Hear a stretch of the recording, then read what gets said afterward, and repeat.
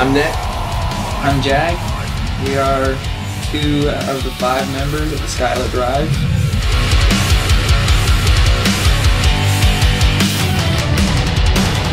Fire burns within me. Once this record's out, I mean, like, we've been lucky enough to be able to you know, like, see the majority of the world, you know, like, with, you know, this group of guys.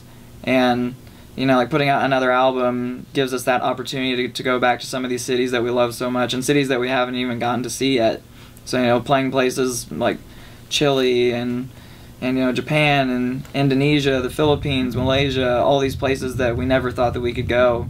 I mean, doing this album, we know that, or at least we can hope that we'll be able to like, go see all those awesome people again, and, you know, like, play these shows for these people who, you know, keep us doing what we do. Yeah, and it's just great to have been able to reach out to people all over the world, and I mean, no feeling is better than that, you know, to be able to have traveled and to, you know, played those songs for people all over the world in the U.S. There's one show that I always end up going back to. It's when we played Chile. That was probably one of the most memorable moments for me on stage. Actually, I know you had a pretty memorable moment on stage that night. Is that when I fell? Yeah.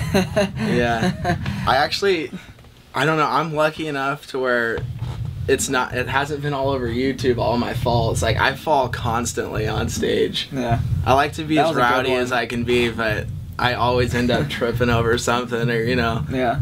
But I get right back up, man. I always make it like, yeah. Oh, no one saw that. I even wear in-ears, and I heard this fall. So, like, the music was blaring, like, directly in my ears, and I still, like, actually, I probably didn't hear it, I felt it. But that was probably one of my worst falls. Yeah. I tripped over our bass player. I tripped over Brian, and he's a really long dude. I mean, this guy's like 6'10". He's so tall, and he's got some stilts for legs, man. He was like rock out stance, and I tripped over him and just wiped out.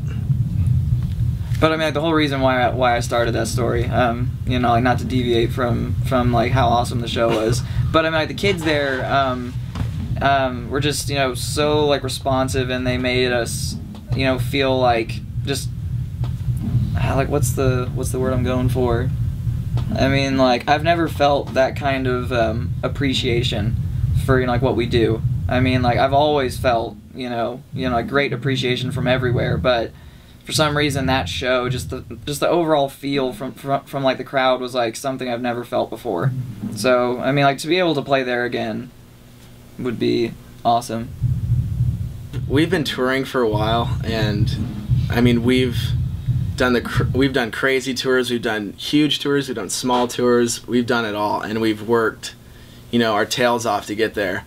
And you know, so many bands have to do that, and I feel so lucky that we've had the opportunity to be able to play these shows and to be on these tours. And so much goes into it, and so much work, so, you know, so much time. It's like, it's your entire life. And to me, there's no, you know, I've said this, there's no better feeling than, you know, doing the work, you know, being on the road, you know, for every day of the year, and then to play that, maybe there's that one show of the tour, you know, that's just amazing, and you really feel like, wow, you know, I'm really living my dream right now. This is what I fight for. That makes it all worth it. Technology plays, like, the largest role in all of it. I mean, of course, you know, we weren't a part of all the 80s bands who, and, you know, however they hustled to do it. I mean, however bands got, you know, to the size they did then is beyond me. But, I mean, like, with how many bands there are nowadays, it's just, it's a completely different game. I mean, like, you really have to do something to prove that you're different from everybody else. You have to give them a reason to like, want to go see you more than the other band. And I feel like that's kind of like every band's struggle to a certain extent, is finding that thing that's gonna, you know, define your band, that's gonna, you know, define you as an artist.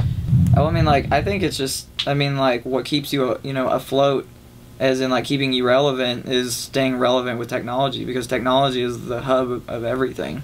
I mean, like, understanding, you know, the sites the kids want to go to see these bands, you know, Twitter, Instagram, Facebook, the new thing, Vine. I mean, like it seems like it's all about, you know, which ways can the artist be accessed, and you know, like you want to give these, you know, I mean, like everybody the access that they want, and you know, you want to give them that interaction.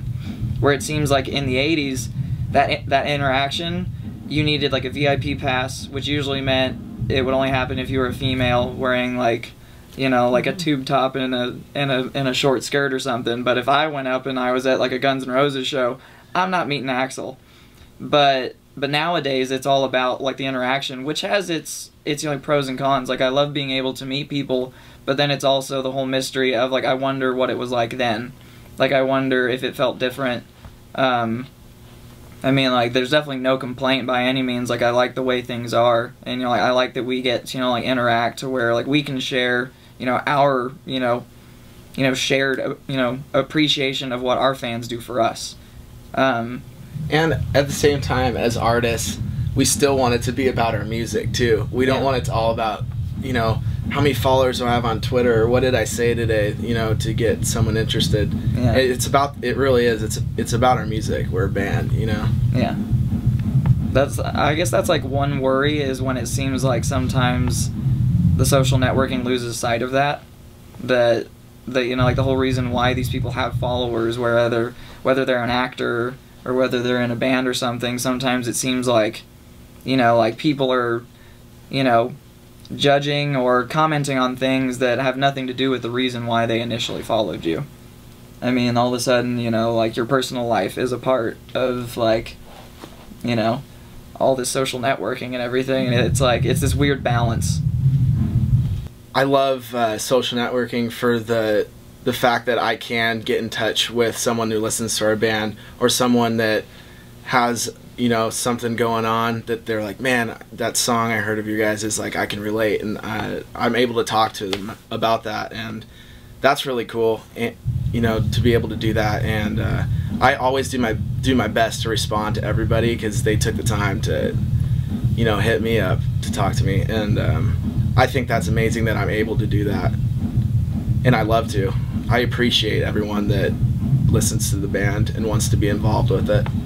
Well, I mean, I think it's amazing that you know, that anybody would even take the time, just because, you know, like I at least, you know, like look at myself, I'm just kind of like a regular dude who's lucky enough to get to do these things, but I don't see what would make me any different from the next guy. Like I'm like, you know, like that guy, you know, might be awesome at making pizzas or something, and I sing, but for some reason, you know, like people want to write me, and it's just crazy that the people would want to take the time out of their day to like have me be a part of their day.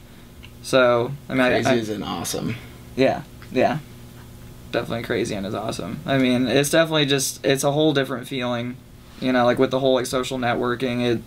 It almost gives you that extra boost, you know, like if you're ever kind of like doubting anything, even when writing, it's like this is why I do it, you know, like for this interaction, and you know, like for these kids, and like for the people that you know, like that the music's changing.